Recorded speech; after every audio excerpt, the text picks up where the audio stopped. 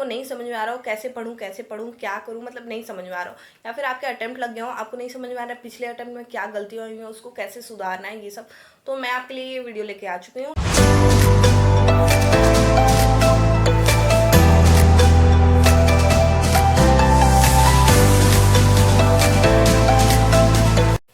Hey guys, welcome back to my channel CM में journey with Ayushi. I am Ayushi. तो आज का जो वीडियो ये बहुत इंपॉर्टेंट होने वाला है, स्ट्रेटेजी वीडियो फॉर ग्रुप 1। मतलब ग्रुप 1 के लिए प्रिपरेशन कैसे करनी है। मे बी आप फाउंडेशन पास करके इंटरमीडिएट में गए हो, आपको नहीं समझ में आ रहा हो कैसे पढ़ूँ क्या करूँ, मतलब नहीं समझ में आ रहा हो, या फिर आपके अटेम्प्ट लग गए हो आपको नहीं समझ में आ रहा है पिछले अटेम्प्ट में क्या गलतियाँ हुई हैं उसको कैसे सुधारना है ये सब, तो मैं आपके लिए ये वीडियो लेके आ चुकी हूँ। ठीक है, मैं फिलहाल ग्रुप 1 का ही एग्जाम के लिए प्रिपरेशन कर रही हूँ जून 2025 में।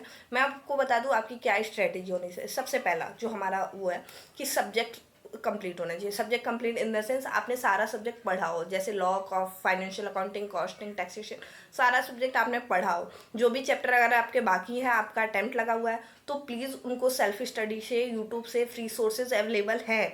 अगर आप क्लास नहीं खरीदोगे तो भी आपका कंप्लीट हो जाएगा, वहाँ से आप उनको रेफ़र करके पढ़ लो। ठीक है, और फिर उसके बाद उसको पढ़ के फिर रिवीजन पे लग जाओ, याद करने पे लग जाओ। ठीक है, अगर आप फाउंडेशन से इंटरमीडिएट में गए हो तो अगर आपको सेल्फ स्टडी करनी है तो प्लीज़ उनको सेल्फ स्टडी से मतलब इकट्ठा करके पढ़ लो। और अगर आपको मतलब कोर्सेज परचेस करके करनी है तो वहाँ से भी परचेस करके पढ़ाई करो। ठीक है, दूसरा मैं जो आपको इंपॉर्टेंट बात बताऊँगी, नोट्स प्लीज़ बनाओ, क्योंकि मतलब ऐसा होता है ना कि नोट्स हमारे लिए बहुत हेल्पफुल रहते हैं। मैं आपको बता दूं, मैंने फाउंडेशन में जो इंडियन कॉन्ट्रैक्ट एक्ट का नोट्स बनाया था वो मुझे इंटरमीडिएट में तक काम आ रहे हैं। तो आप सोच लो नोट्स बनाना कितना हेल्पफुल है। और नोट्स ऐसे बनाओ जो आपको एक बार पढ़ने में आपको समझ में आ जाए, भले दूसरे को लगे कि यार कितना छापा हुआ है, लेकिन आपको समझ में आ रहा है, बहुत बेस्ट। ठीक है, तीसरा रिवीजन के लिए अगर आप एक ग्रुप दे रहे हो ना, ग्रुप 1, तो प्लीज़ एक मंथ बचा लो, मई तक आप रिवीजन करो, मई पूरा मंथ आप रिवीजन करो।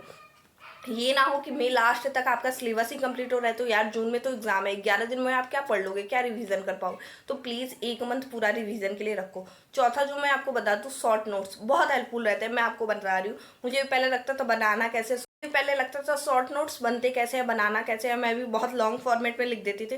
बट अब मुझे पता चल चुका है कि शॉर्ट नोट बहुत हेल्पफुल रहता है। सबसे बड़ा उसका हेल्प रहता है ना कि आप एग्जाम टाइम में जो बाहर रहोगे ना तो आप उसको 1 मिनट में पूरा रिवीजन कर सकते हो। आपके चैप्टर में क्या है, कौन सा इंपॉर्टेंट है, कौन से सब में आपको कहाँ प्रॉब्लम आ रही है, सब ये सब आप शॉर्ट नोट्स में लिख लो। एक छोटी सी कॉपी बना लो या एक सेपरेट, या जो कॉपी बनाया हो उसी के पीछे से लिखना स्टार्ट कर दो, आपने जो समझा। ठीक है, चौथा जो मैं आपको पॉइंट बता दूँ वो है MCQ बैंक और मॉड्यूल हमारे लिए मतलब बहुत बड़ा वरदान कह लो ये है, क्योंकि जो हमारी इंस्टीट्यूट ने MCQ बुक लॉन्च किया है उसमें भी आधे से ज़्यादा मॉड्यूल के ही MCQ बैंक है, मतलब MCQ है। तो प्लीज़ मॉड्यूल को पूरा पढ़ो, उसके क्वेश्चन आपको आने चाहिए। आपके कोचिंग के क्वेश्चन आपको आ रहे हैं, सही है, आपके कोचिंग के क्वेश्चन MCQ आपको आ रहा है, सही है, लेकिन आपके मॉड्यूल के MCQ आपको नहीं आ रहा है, बहुत गलत है। आपको उसको कोचिंग में कवर करवाना चाहिए, सर से पूछो, कवर करो। या तो आप अगर सेल्फ स्टडी कर रहे हो तो भी मॉड्यूल के कई सारे ऐसे मैं आपको बता दूं, जैसे CMA जंक्शन आप ले लो, ऐसा यूट्यूब चैनल है जहाँ पे आपको मॉड्यूल के MCQ और क्वेश्चन ऐसे सेम टू सेम सॉल्व किए हुए मिलेंगे। तो प्लीज़ उनको रेफर करो, मॉड्यूल बहुत इंपॉर्टेंट है हमारे लिए। चौथा MCQ बैंक, उसको MCQ बैंक को पूरा सॉल्व करो, क्योंकि इस बार के पेपर में आपको बता दूँ दिसंबर 2025 में MCQ कॉपी पेस्ट करके ही आए थे। मतलब मुझे लग रहा था कि नहीं कि वहाँ से उठाया और यहाँ दे दिया। कोई क्वेश्चन में तो मुझे ऐसा लगा कि जो अमाउंट है ना वो भी नहीं चेंज हुआ। तो आप MCQ बैंक प्लीज़ सॉल्व करके जाओ, वो बहुत इंपॉर्टेंट है ये आपके। और मतलब मैं आपको बता दूं नोट्स वगैरह और राइटिंग प्रैक्टिस, कई बार आपका होता है ना कि आप राइटिंग प्रैक्टिस नहीं कर पा रहे हो। Writing practice in the sense कि आपका एग्जाम हो 3 घंटे में नहीं खत्म हो पा रहा है। तो मैं आपको बता दूं ये बहुत गलत है कि ऐसा होगा ना कि कई बार आपको क्वेश्चन आते आते आप नहीं कर पाओगे। तो ये बहुत मतलब ऐसा हो ना कि क्वेश्चन नहीं आ रहा हो और आप कर लो तो ये ठीक रहता है, और आपको आ रहा है आप नहीं कर पाओ तो ये थोड़ी प्रॉब्लम वाली बात हो जाती है। तो प्लीज राइटिंग प्रैक्टिस करो, प्लीज़ राइटिंग प्रैक्टिस करो। Writing practice in the sense मतलब एक टाइमर लगा लो कि आपको इतने मिनट में इतना पेपर सॉल्व करना है। और पेपर कहाँ से इकट्ठा होगा, या तो आप ये कर सकते हो टेस्ट सीरीज ज्वाइन कर लो एक, क्योंकि टेस्ट सीरीज बहुत हेल्पफुल रहता है। मैं अभी फिलहाल में ज्वाइन की हूँ, टेस्ट सीरीज ज्वाइन कर लो। या तो आप दूसरा काम ये कर सकते हो कि जो मेरे प्रीवियस ईयर पेपर है, मेरे क्या मतलब जो सबके प्रीवियस ईयर पेपर है, जैसे आप जून 2025 का देने जा रहे हो, दिसंबर 2024 का पेपर उठाओ, 3 घंटे लगाओ और उसको सॉल्व करो। 3 घंटे में अगर आपका सॉल्व हो गया तो टाइम मैनेजमेंट और राइटिंग प्रैक्टिस दोनों हो जाएगी। ठीक है, अब तो मॉड्यूल मतलब उसके आंसर भी हम लोगों को मिल जाते हैं, प्रोवाइड हो जाते हैं, तो आप मैच भी कर सकते हो कि आपके आंसर कितने सिमिलर है, कितने गलत है, ठीक है। चौथा, मॉड्यूल पढ़ो इन द सेंस मैं आपको ये बोल रही हूँ ना कि मॉड्यूल में जो सेम टू सेम आंसर है वैसा कॉपी पेस्ट करना बहुत इम्पॉसिबल है। मतलब बहुत कम बच्चे होंगे जिनको सेम टू सेम आंसर याद हो जाता हो। मेरे जैसे इंसान को मुझे सेम टू सेम आंसर नहीं याद हो पाता है। मैं आपको बता दूं मैं क्या करती हूँ, मैं क्वेश्चन को अपने हिसाब से याद करती हूँ, बट उसमें मैं सबसे इंपॉर्टेंट काम करती हूँ, वर्डिंग मॉड्यूल की ही रखती हूँ। अगर वहाँ पे मॉड्यूल में वहाँ पे वॉरियर लिखा गया तो मैं वही लिखूंगी, सेम लिखा गया तो सेम ही लिखूंगी, उसकी जगह अपना कोई वर्ड रिप्लेस नहीं करती, ठीक है। तो अगर आपको भी ऐसा मतलब सेम टू सेम रटने में, उसको रटना ही बोलेंगे कि सेम टू सेम बुक का लैंग्वेज रटने में बहुत इशू हो रहा है, तो आप अपना आंसर बनाओ, लेकिन हाँ वर्डिंग उसमें सेम ही रखो। जहाँ तक ट्राई करो ना कि हाँ वो लाइन वो वर्डिंग सेम ही हो मॉड्यूल से, ठीक है।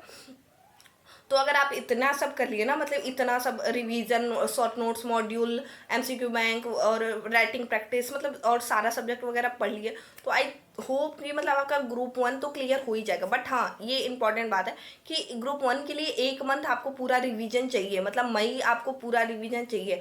कैसे भी करो, कितना भी पढ़ो, लेकिन मार्च अप्रैल लास्ट तक अपना सिलेबस कंप्लीट करो, और उसके बाद मई में सिर्फ आपको रिवीजन करना है, टेस्ट सीरीज देना है। टेस्ट सीरीज अगर आप ज्वाइन किए हो तो उसके टेस्ट दो, और अगर आपने नहीं किया है तो प्रीवियस ईयर पेपर सॉल्व करो ज़्यादा से ज़्यादा, ठीक है। तो मेरे अकॉर्डिंग अगर आपने इतना कर लिया तो मतलब मैं बोल रही हूँ कि आपका निकल जाएगा, क्लियर हो जाएगा।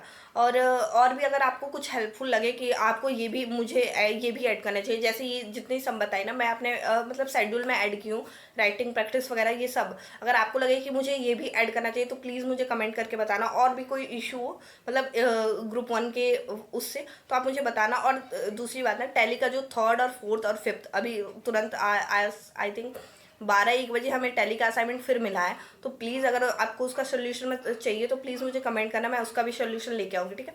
तो बस इतना ही, thank you so much, bye.